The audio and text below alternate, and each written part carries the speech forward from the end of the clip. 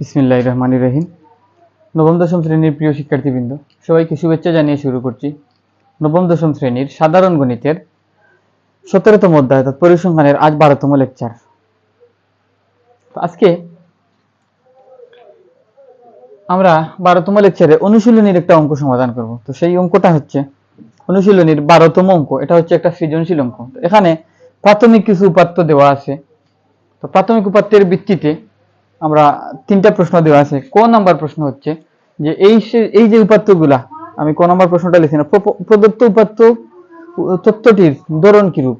এই যে প্রদত্ত উপাত্তের তত্ত্বটি ধরন কিরূপ বা প্রদত্ত তত্ত্বটির ধরন কিরূপ। এখানে এই যে তত্ত্ব দেওয়া আছে, এই তত্ত্বগুলা কি সংখ্যা আকারে দেওয়া আছে না? তাহলে এই তত্ত্বগুলা হচ্ছে সংখ্যাবাচক তত্ত্ব। এই তত্ত্বগুলা কি কিরূপ তত্ত্ব? সংখ্যাবাচক তত্ত্ব। এবং এগুলা কিসের উপাত্ত? এই উপাত্তগুলা পরিসংখ্যানের উপাত্ত। এই উপাত্তগুলা পরিসংখ্যানের উপাত্ত। এই হচ্ছে প্রথম অংশের উত্তর। এবং দ্বিতীয় অংশের উত্তর হচ্ছে যে বলছে কোন নিবেশনে একটি শ্রেণীর গণসংখ্যা, কোন নিবেশনে একটি শ্রেণীর গণসংখ্যা কি নির্দেশ করে। যেমন এই হচ্ছে একটা শ্রেণী, যেমন মনে করো 50 থেকে 60 একটা শ্রেণী। তো গণসংখ্যা থাকে এখানে সাধারণত ফাইল দিয়ে লিখি, মনে করো 10। এই যে কোন শ্রেণীর একটা কোন নিবেশনে শ্রেণীর গণসংখ্যা কি নির্দেশ করে। এই যে একটা নিবেশন, এই নিবেশনে এই যে শ্রেণীর গণসংখ্যা কত আছে? 10। এটা দ্বারা বোঝায় 50 থেকে 60 ভিতরে কয়টা উপাত্ত আছে। 50 থেকে 60 ভিতরে 10টা উপাত্ত আছে। এই এটাকে নির্দেশ করে। তো এটাকে যদি বাংলা ভাষায় সুন্দর করে সাজিয়ে লিখি, কোন নিবেশনে একটি শ্রেণীর গণসংখ্যা ওই শ্রেণীতে বিদ্যমান নির্দিষ্ট সংখ্যক বিষয়বস্তুর সংখ্যা নির্দেশ করে।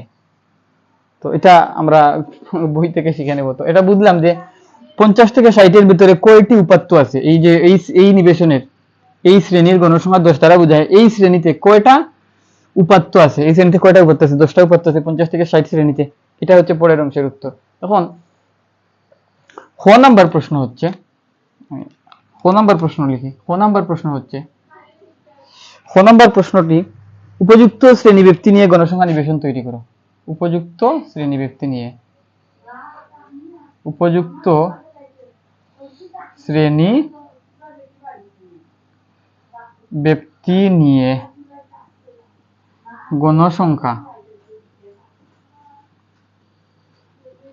গণসংখ্যা নিবেশন সারণী, গণসংখ্যা নিবেশন সারণী তৈরি করো।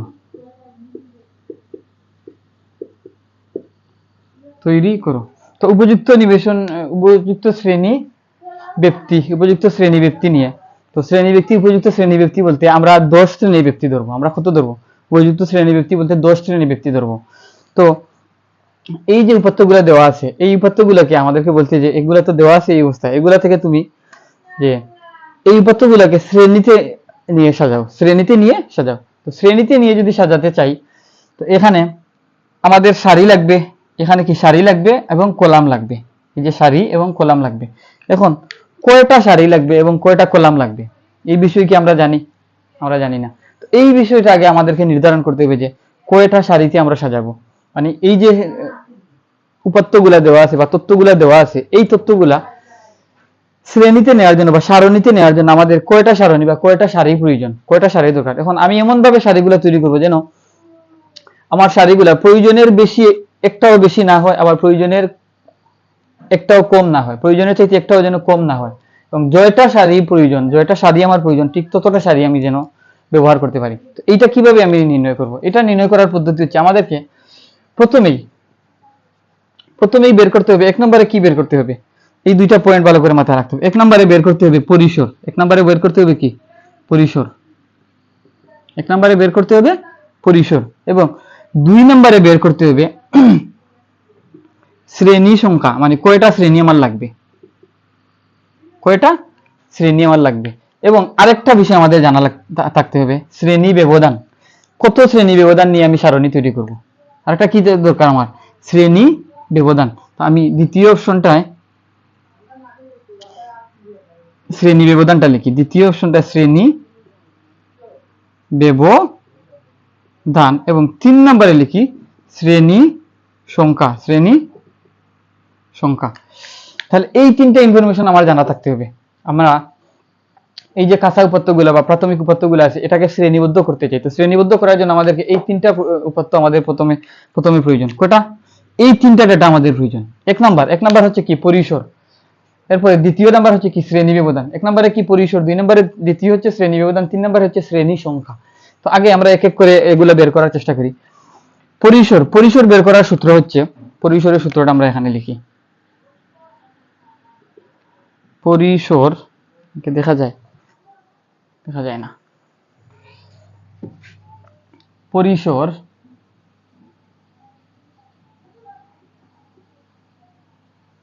পরিসরের সূত্র হচ্ছে সর্বোচ্চ মান থেকে সর্বোচ্চ মান মাইনাস সর্বনিম্ন মান, তারপর সাথে আরো এক যোগ করতে হয়, এটা হচ্ছে কি পরিসর। সর্বোচ্চ মান এবং সর্বনিম্ন মান এটা কি আমার এখানে দেখতে হবে। তো পরিসরের সূত্রটা আগে আমাদের দেখা উচিত। পরিসর সমান হচ্ছে কি সর্বোচ্চ মান মাইনাস সর্বনিম্ন মান যোগ এক, অর্থাৎ সর্বোচ্চ মান থেকে সর্বনিম্ন মানকে বিয়োগ করে বিয়োগফলের সাথে এক যোগ করতে হয়। এখন আমরা এই যে সর্বোচ্চ মান দ্বারা কি বোঝায়, এখানে দেখতে হবে আমাদের সবচেয়ে বড় মানটা কত। দেখি এখানে কত আছে সবচেয়ে বড় মান, এখানে আছে কত 76। দেখি 76 থেকে বড় পাওয়া যায় কিনা। 76 এটা 65 বড় নয়। তারপর এটা আছে কত 98 98। তাহলে 98 76 থেকে বড় পাইছি কত 98 বা 98 থেকে বড় দেখি আর পাওয়া যায় কিনা। 98 এটা 79 বড় নয়, 98 বড়। হাইয়েস্ট কত পাইছি 98 হাইয়েস্ট কত পাইছি 98। এটা হচ্ছে 89 48 97 আমাদেরকে আছে 98 আছে, তাহলে 97 থেকে 98 বড়। তাহলে 98 থেকে বড় আর কত আছে কিনা 93। এটা 98 থেকে বড় 93 এটা হবে না, 98 হচ্ছে সবচেয়ে বড়। তাহলে 98 অর্থাৎ 98 এর চাইতে বড় মান আর নাই এখানে। তাহলে সবচেয়ে বড় মানটা কত? এইটা। সবচেয়ে বড় মানটা কোনটা? 98। নীলকালির কলম কই? সবচেয়ে বড় মান হচ্ছে কত 98, এইটা 98। তাহলে এখন আমরা এখানে লিখি এই যে পরিসর সমান সর্বোচ্চ মান কত পাইছি 98। তাহলে সর্বোচ্চ মান এইটার পরিবর্তে এখানে 98 লিখি 98। তারপর কি আছে চিহ্ন আছে মাইনাস দিলাম সর্বনিম্ন মান। এখন এখান থেকে আমি ব্র্যাকেটটা দিয়ে রাখি, সর্বনিম্ন মানটা এখান থেকে বের করি। এটা 76, তারপর ছোট আছে কত 65। দেখি 65 থেকে ছোট পাওয়া যায় কিনা। এটা তো বড়, 65 থেকে ছোট এটা হবে না। 64 থেকে ছোট দেখি আর ছোট পাওয়া যায় কিনা। 64 68 এটা 64 এর চাইতে ছোট হবে। এটা হচ্ছে 55 57 আছে একটা। তো 57 63 থেকে 64 থেকে ছোট। এবার 57 থেকে 55 ছোট, তাহলে 55 এই পর্যন্ত পাইছি। 55 এটা 92, তাহলে 55 টা এই পর্যন্ত ছোট। এটা হচ্ছে কত 45। অবশ্যই 55 থেকে 45 ছোট, তাহলে আমি আরো ছোট মান কত পাইছি 45 থেকে ছোট দেখি আর পাওয়া যায় কিনা। 46 এটা, তাহলে এটা 45। 32 একটা আছে কত 32, তাহলে এই 32 হচ্ছে এই পর্যন্ত সবচেয়ে ছোট মান। দেখি এর ছোট আর পাওয়া যায় কিনা। 32 থেকে ছোট এটা 97। 32 থেকে ছোট আছে কিনা। 32 থেকে ছোট পাওয়া যাচ্ছে না আর পাওয়া যাচ্ছে না। 32 এটা 53 এটা 48 34। তাহলে আমাদের 34 থেকে 32 আরো ছোট, তাহলে 32 আমাদের কাছে আছে। 32 থেকে বড়, এটা ছোট না। তাহলে 32 তাহলে সর্বনিম্ন মানটা কত পাইছি আমরা 32। কত পাইছি? এই মানটা হচ্ছে সর্বনিম্ন মান। এটা কি তো সর্বনিম্ন মান? তো এই যে সর্বনিম্ন মান এইখানে লিখি আমরা 32 লিখলাম। তারপর এই যে সর্বোচ্চ মান 98 পাইছিলাম, লিখলাম সর্বোচ্চ মানের জায়গায় মাইনাস চিহ্ন দিলাম। 32 সর্বনিম্ন মানের জায়গায় 32 লিখলাম। তারপর ব্র্যাকেট দিলাম, তারপর +1। এখন 98 থেকে 32 বিয়োগ করি।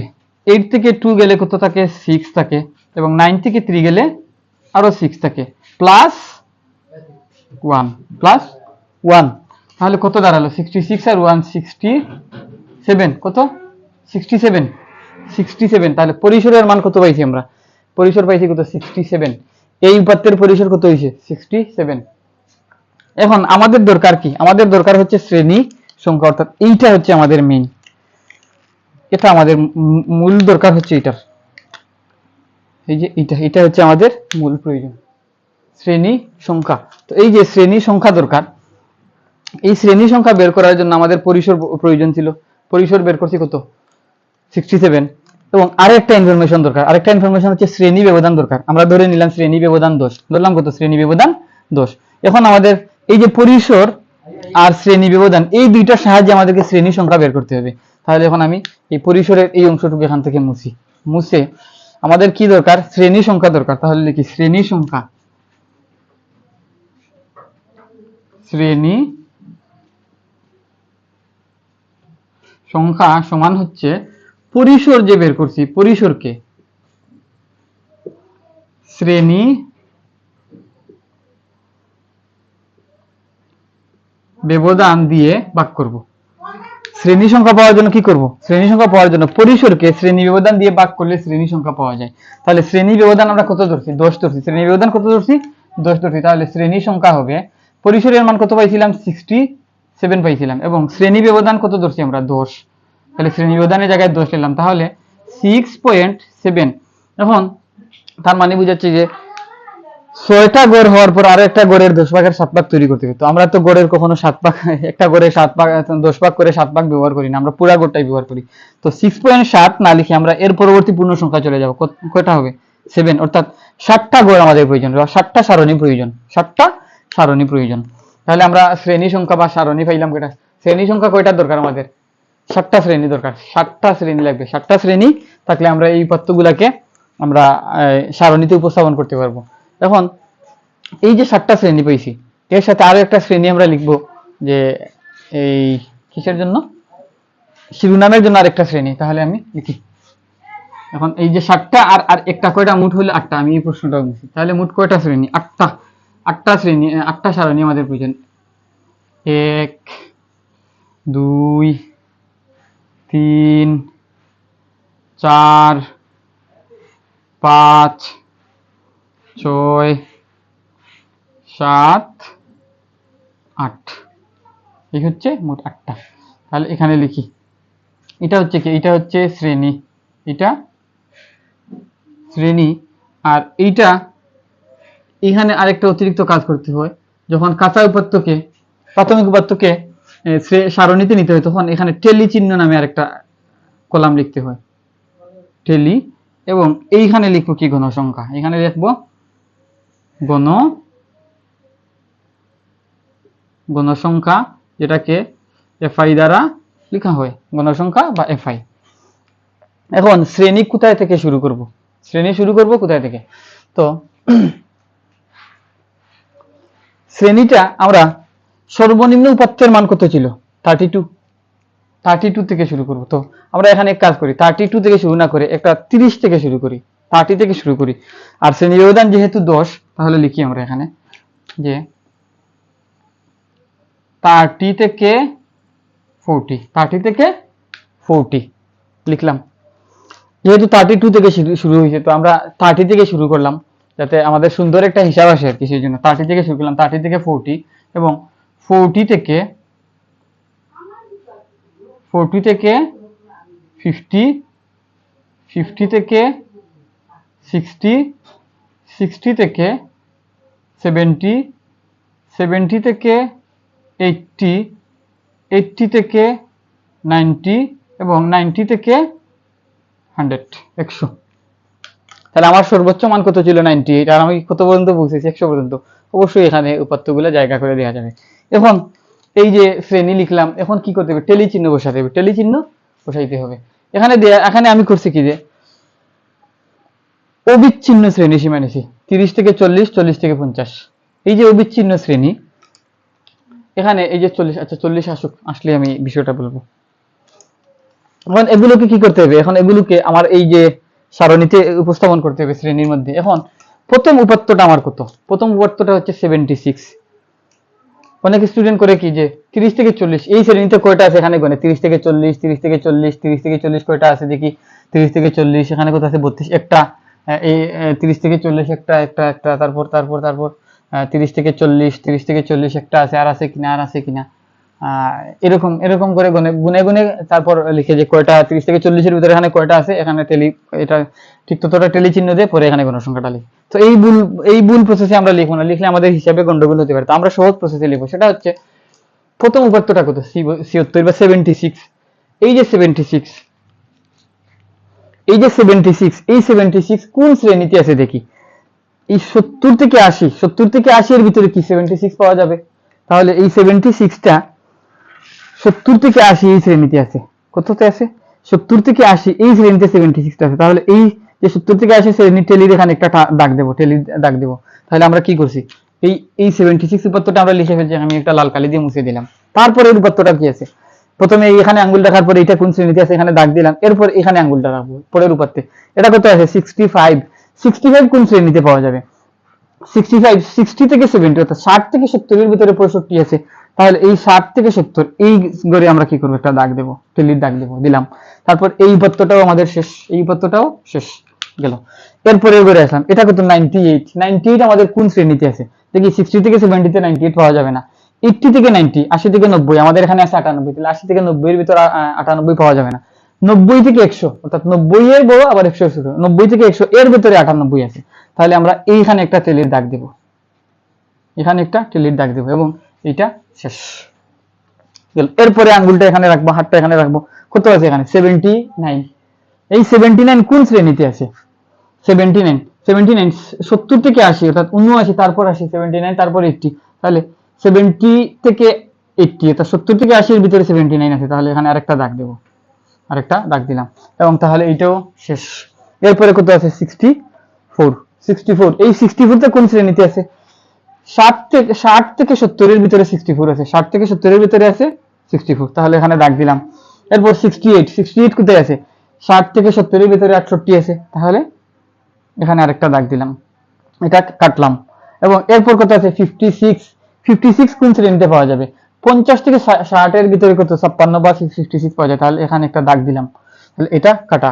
এরপরে 73 আছে, তারপর কি আছে 73, 73 কোথায় পাওয়া যাবে? 73 পাওয়া যাবে 70 থেকে 80 এর ভিতরে, 70 থেকে 80 এর ভিতরে 73 পাওয়া যাবে, তাহলে এখানে আরেকটা দাগ দিলাম 73, তাহলে এটাও শেষ। তারপর 83, 83 কোথায় পাওয়া যাবে?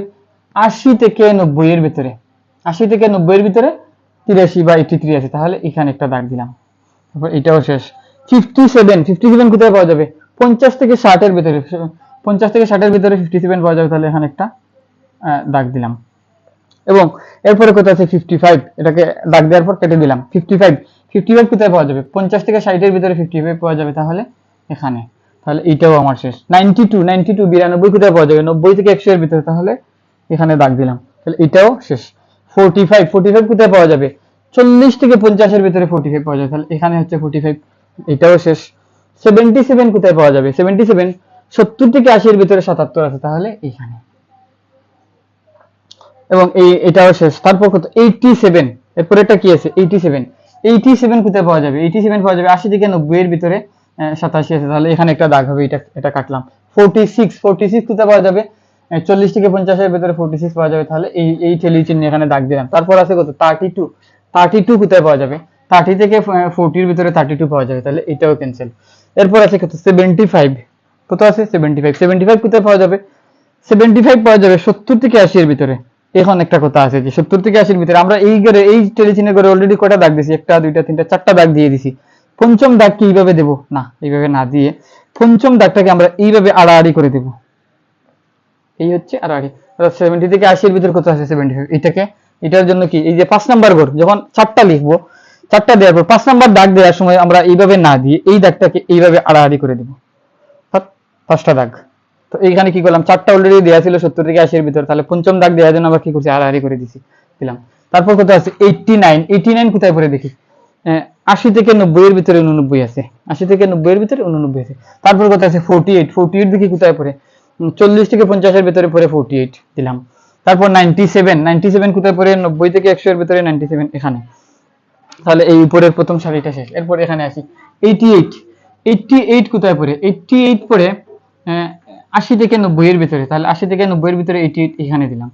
এবং 65, তারপরে এটা কত 65, 65 60 থেকে 70 এর ভিতরে আছে কত 65, তাহলে এখানে। এবং 73, 73 আছে 70 থেকে 80 এর ভিতরে, 70 থেকে 80 এর ভিতরে 73 আছে, তাহলে আমি এখানে দাগটা দিলাম। 6 নাম্বার ঘর 5টা দেওয়ার পর 6 নাম্বারের জন্য আবার আলাদা একটা দাগ দিলাম, তারপর 93 কোথায় আছে? 90 থেকে 100 এর ভিতরে আছে 93, তাহলে এইখানে। এবং 58, এই 58টা পড়বে 50 থেকে 58 এর ভিতরে, অর্থাৎ এই ঘরে। এবং 41 পড়বে 40 থেকে 50 এর ভিতরে, এই ঘরে। এবং 69 পড়বে 60 থেকে 70 এর ভিতরে, এই ঘরে। তো এই ঘরে আমরা দেখছি কি এইখানে 4টা দাগ অলরেডি দেওয়া আছে, 4টা দাগ কি অলরেডি দেওয়া আছে, তাহলে 5 নাম্বার দাগের জন্য আমরা কি করব, এইভাবে আড়াআড়ি দাগটা দেব, দিলাম। তারপর কত আছে? 63 হবে 60 থেকে 70 এর ভিতরে, তাহলে এখানে আরেকটা দাগ দিলাম 6 নাম্বার। তারপর 39 হচ্ছে 30 থেকে 40 এর ভিতরে, তার মানে এখানে। এরপর 84 হচ্ছে 80 থেকে 90 এর ভিতরে, 80 থেকে 90 এর ভিতরে 84 আছে, সেহেতু এখানে 4টা দাগ অলরেডি দেওয়া আছে, তাহলে 5 নাম্বার দাগটা এইভাবে দিলাম। 56 হচ্ছে 50 থেকে 60 এর ভিতরে, তাহলে এখানে 4টা দাগ অলরেডি দেওয়া আছে, 5 নাম্বার দাগটা আমি এইভাবে দিলাম। এরপর 45 হচ্ছে 40 থেকে 50 এর ভিতরে আছে, তার 4টা দাগ তো অলরেডি দেওয়া আছে, 5 নাম্বার দাগটা আমি এইভাবে আড়াআড়ি করে দিলাম। তারপর আছে কত? 73 হবে 70 থেকে 80 এর ভিতরে, তাহলে এইখানে। এবং 93 হবে 90 থেকে 100 এর ভিতরে, যেহেতু এখানে 4টা দাগ অলরেডি দেওয়া আছে, তাহলে 5 নাম্বার দাগটা এইভাবে দিলাম। তারপর 62 হবে 60 থেকে 70 এর ভিতরে, তার মানে এইখানে হবে। এরপর 67 হবে 60 থেকে 70 এর ভিতরে, তাহলে এখানে আরেকটা দাগ। তারপর 69 হবে 60 থেকে 70 এর ভিতরে, এখানে দিলাম। তারপর 65টা হবে 60 থেকে 70 এর ভিতরে, যেহেতু এখানে আরো 4টা দাগ দেওয়া আছে, আবার 5 নাম্বার দাগ দিতে হবে, তাহলে এখানে এটাকে আবার আড়াআড়ি করে দিলাম। তাহলে এখানে 5টা, আর এখানে আরো 5টা। তারপর কত আছে? 53টা হবে 50 থেকে 60 এর ভিতরে, তাহলে এইখানে। এবং এরপর আছে 78 হচ্ছে 70 থেকে 80 এর ভিতরে, তাহলে এখানে হচ্ছে 78। এবং এরপর হচ্ছে কত? 64টা হবে 60 থেকে 70 এর ভিতরে, তার মানে এখানে। এবং এরপর আছে 85টা হবে 80 থেকে 90 এর ভিতরে, এখানে। এরপর 53 কোন শ্রেণীতে পাওয়া যাবে? 53 পাওয়া যাবে 50 থেকে 60 শ্রেণীতে 53 পাওয়া যাবে, তাহলে এখানে আরেকটা দাগ, এটা জান। তারপর আছে কত? 73 পাওয়া যাবে 70 থেকে 80 এর ভিতরে, তাহলে এখানে একটা দাগ দিলাম। তারপর 34 পাওয়া যাবে 30 থেকে 40 এর ভিতরে, তার মানে এখানে একটা দাগ দিলাম। তারপর আছে কত? 75টা পাওয়া যাবে 70 থেকে 80 এর ভিতরে, 70 থেকে 80 এর ভিতরে, এখানে তো 5টা আছে, এখানে আরো 4টা দেওয়া আছে, তাহলে 5 নাম্বার দাগ দেওয়ার জন্য এই দাগটা দিলাম। তারপর 82টা পাওয়া যাবে 80 থেকে 90 এর ভিতরে, তার মানে এখানে। এরপর 67টা পাওয়া যাবে 60 থেকে 70 এর ভিতর, এখানে। এবং 62 পাওয়া যাবে 60 থেকে 70 এর ভিতর, এখানে। তার মানে আমরা কি করলাম? এই যে 50টা উপাত্ত, টেলিগুলা কিভাবে লিখছে, টেলি চিহ্নগুলা কিভাবে দিতে হয় আমরা দেখলাম। তো আমরা এই যে 30 থেকে 40, এখানে গণে দেখবো না 30 থেকে 40 এর ভিতরে কয়জন আছে, এটা এখানে দেখবো না। তারপর এখানে আরেকটা উপাত্ত, আরেকটা বিষয় ক্লিয়ার করার প্রয়োজন ছিল, যদিও এখানে আসে নাই। বিষয়টা হচ্ছে এমন যে, যদি এমন হইতো আমি এখানে শ্রেণী ব্যবধান কিনেছি, একটা শ্রেণীর উচ্চসীমা, এই যে একটা শ্রেণীর উচ্চসীমা এবং তার পরবর্তী শ্রেণী নিম্নসীমা, এই দুইটার মধ্যে কি আছে? একটা মিল আছে। এখন কোন ক্রমে মনে করো 40 একটা উপাত্ত থাকলো, একটা উপাত্ত কত থাকলো? 40। এখন এই 40টা আমি 30 থেকে 40-এ লিখবো নাকি 40 থেকে 50-এ লিখবো? 30 থেকে 40-এও লিখি, 40 থেকে 50-এও লিখি, তাহলে এক উপাত্ত কয়বার লিখলাম? 2বার লিখলাম। যেমন বিষয়টা এইভাবে, আমি এখানে উপাত্তটা শ্রেণীটা লিখি, যেমন 30 থেকে 40, 40 থেকে 50, তো এখানে কত আছে? এখানে লিখবো 40, তাহলে 30 থেকে 40-এ এখানে একবার লিখলাম, আবার 40 থেকে 50 এখানে আরেকবার লিখলাম, তাহলে একই উপাত্ত 2বার নেওয়া হইল না? এই ক্ষেত্রে সমস্যার সমাধান হচ্ছে, এই যে 40 উচ্চসীমায় আছে, নিম্নসীমায় আছে, তো আমরা যেখানে উচ্চসীমা 40 আছে, ওই উচ্চসীমাটাকে বহির্ভূত বাদ দিয়ে দেবো, অর্থাৎ উচ্চসীমা 30 থেকে 40, এটা 40 কি এখানে উচ্চসীমা, তাহলে উচ্চসীমা যেখানে 40 এটা এখানে নিব না, নিয়ে নিম্নসীমা 40 যেখানে এখানে নিব, তাহলে 40 থেকে 50, এই 40 হচ্ছে নিম্নসীমা, তাহলে এই শ্রেণীতে নিব।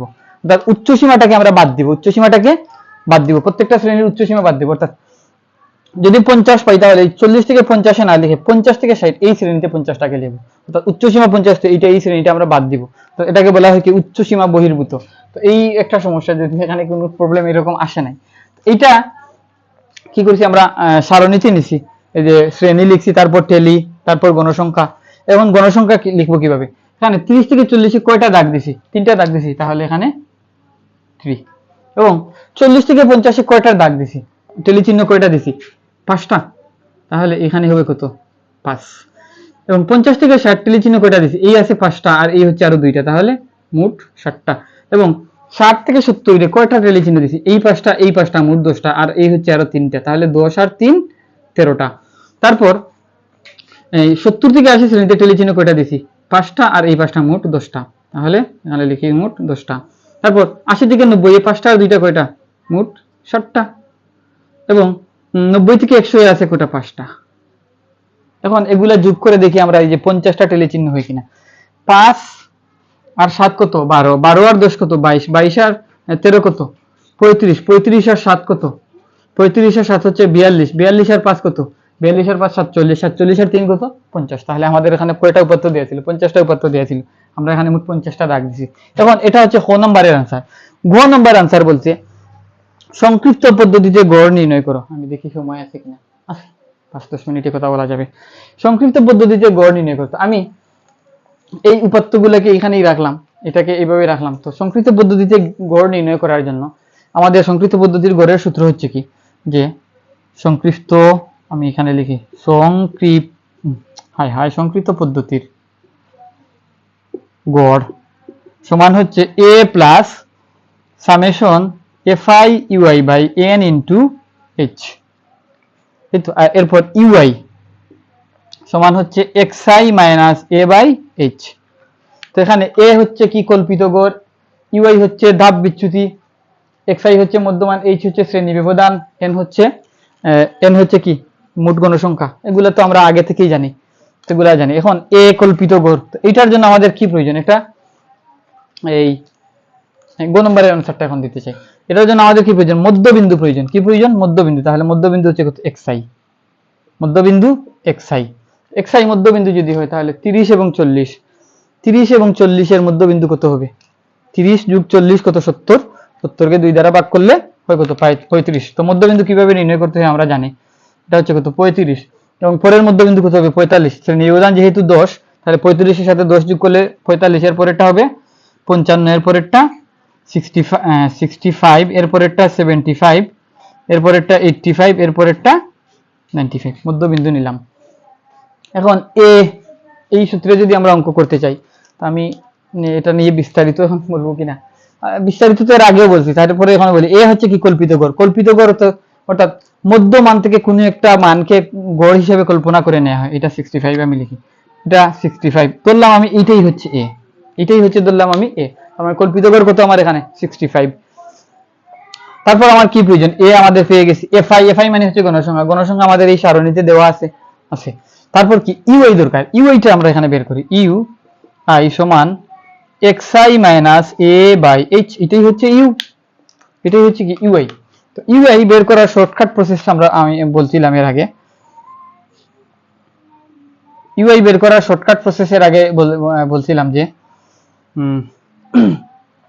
যেখানে কল্পিত গড় ধরবো সেখানে সরাসরি শূন্য বসিয়ে দেবো সোজা, আর নিচে 1 2 3 এবং উপরের দিকে গেলে -1 -2 -3 এইভাবে লিখবো। এবং এরপর এখানে কি করবো? fiui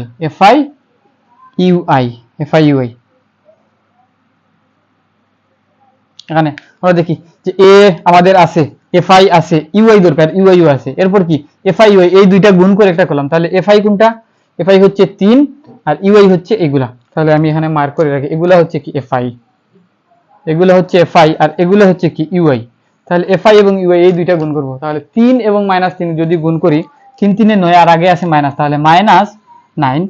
5 আর -2 যদি গুণ করি তাহলে -10। 7 আর -1 গুণ করি যদি -7। 13 আর 0 যদি গুণ করি তাহলে 0। 10 আর 1 গুণ করলে 10।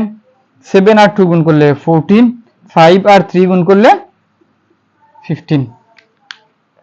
তো আমি এখন খুব শর্টকাট করে ফেলছি, কারণ এই যে সংক্ষিপ্ত পদ্ধতির গড় কি এই বিষয়টা আমি যখন গড় নিয়ে আলোচনা করেছি 3 নাম্বার লেকচারে, সাধারণত 3 নাম্বার লেকচারে আমি যে সংক্ষিপ্ত পদ্ধতির গড় নিয়ে বিস্তারিত আলোচনা করেছি, সেই সুবাদে আমি এখন আর এগুলা যে কোনটা কি হয় আমি ঠিকঠাক মতো দেখাচ্ছি না। এরপর সামেশন fiu লিখছি, লেখার পর fiu গুণ করছি, গুণ করার পর সামেশন fiu দেখি কত? fiu অর্থাৎ এই কলামটাকে যোগ করি, যোগ করলে দেখি কত হয়। এই 10 আর এই 10 ক্যান্সেল। আচ্ছা, 15 আর 14 কত? 15 আর 10 25, 25 আর 14 কত? 25 39, তাই তো? 39 থেকে যদি 10 বাদ দিই তাহলে 29, 29 থেকে যদি 9 বাদ দিই তাহলে কত দাঁড়ায়? 29 থেকে 9 বাদ দিলে 20, 20 থেকে যদি 7 বাদ দিই তাহলে দাঁড়ায় কত? 13। তাহলে summation F I U I হচ্ছে কত? 13। ঠিক আছে কিনা দেখি। Summation F I U I মান হচ্ছে কত? 13। ঠিক আছে, summation F I U I এর মান 13। আর এন হচ্ছে কত? মোট গণসংখ্যা। তাহলে এন ইকুয়াল মোট গণসংখ্যা কত ছিল? 50। আর এইচ, এইচ ছিল কি? শ্রেণী ব্যবধান। তো শ্রেণী ব্যবধান আমরা কত ধরছিলাম? 10 ধরছিলাম। তাহলে লিখি এ, এ বলতে কল্পিত গড়। কল্পিত গড় কত? 65। কল্পিত গড় 65, এই যে 65। তারপর plus summation F I U I এর মান হচ্ছে 13, এন এর মান হচ্ছে 50, এই যে এন এর মান 50, summation F I U I এর মান 13, এই লিখলাম, এন এর মান 50 ইনটু এইচ, এইচ এর মান কত ছিল? 10।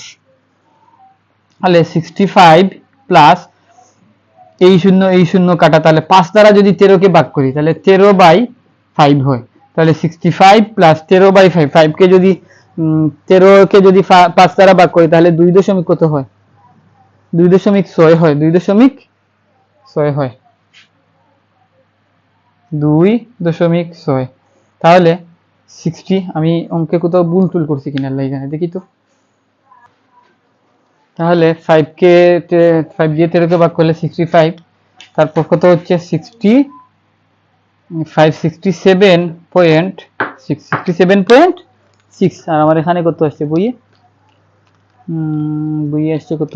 68.1। আচ্ছা, এটাই হচ্ছে উত্তর, 67.6। এখন এটাকে যদি আমরা এইভাবে এই যে অবিচ্ছিন্ন শ্রেণী সীমা নেই তাহলে এই মানটাই আসে 67.6। এটাই হচ্ছে কি আমাদের কাঙ্ক্ষিত গড়। তো আমরা গড় কিভাবে নির্ণয় করতে হয় দেখলাম। তো অনুশীলনীর 12 নং সৃজনশীল প্রশ্নের সমাধানটা আজকে দিলাম। আরো মনে হয় 2টা অঙ্ক আছে, দেখি। এটা হচ্ছে কি গ নম্বরের উত্তর, এটা গ নম্বরের উত্তর, সৃজনশীলের গ নম্বরের উত্তর। আর ক নম্বরটা ছিল এই সারণী তৈরি করা। আমি কি করছি? আমি যে এখানে এই যে এইটাই হচ্ছে, এই পর্যন্ত হচ্ছে আমার ক নম্বরের আনসার। এই পর্যন্ত হচ্ছে আমার ক নম্বরের আনসার। এই 3টা কলাম, এই একটা শ্রেণী, টেলি এবং গণসংখ্যা, এটা হচ্ছে ক নম্বরের আনসার। তো আমি ক নম্বরের আনসার দিতে গিয়ে এই ক নম্বরের সহযোগিতা নিয়ে ক নম্বরটাকে আমি এখানে মুছি নাই, না মুছে পাশে যে ইনফরমেশন গুলো দরকার আমি এখানে লিখে রাখছি, লিখে আমি আনসারটা দিয়ে দিচ্ছি। তো কেউ যদি এরকম করে যে ক নম্বরে এভাবে সাজিয়ে পরে উত্তরটা দেখো, মানে এখানে সাজানোর পর পরের প্রশ্নের আনসার এটা সহযোগিতায় দেয় তাহলেও হবে। আবার যদি না করে এরকম করে যে পরে এই শ্রেণীটা নিল, গণসংখ্যা নিল, মধ্যমান এফ আই ইউ আই এগুলা নিল, নিয়ে অর্থাৎ টেলিটাকে বাদ দিয়ে বাকি কলামগুলা নিয়ে অঙ্ক করলো, তাও হবে। তো এটা যদি বুঝে থাকো, তোমরা বুঝে থাকলে বাকিটুকু করাটা এমনিতেই সহজ হবে। তো এ পর্যন্ত সবাইকে ধন্যবাদ জানিয়ে বিদায় নিচ্ছি। আসসালামু আলাইকুম ওয়া রাহমাতুল্লাহ।